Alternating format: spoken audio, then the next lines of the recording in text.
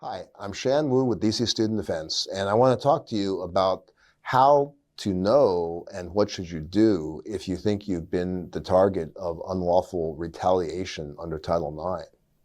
So the most typical way that this comes up is a student may feel that they've been accused wrongfully of a Title IX violation, or they've tried to report one and they're suffering consequences for that.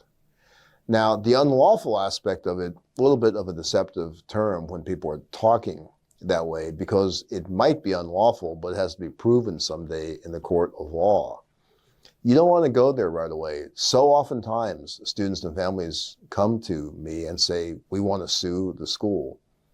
At DC Student Defense, we're going to tell you that's the last resort. It takes a really long time, it's very expensive, and has an uncertain outcome. So the first thing we're going to do is do a consultation with you and drill down a little bit on the circumstances of what happened.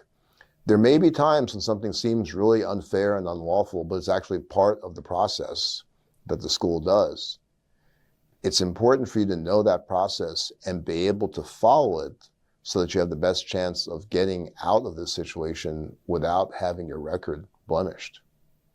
Unlawful retaliation happens if, for example, you report to the school that you've been the victim of, you're complaining about a Title IX violation, and then instead of the school beginning to process that with an investigation, something bad happens to you. The school suspends you, they tell you you have to not talk to someone else, they may move you out of the dorm, move you out of classes.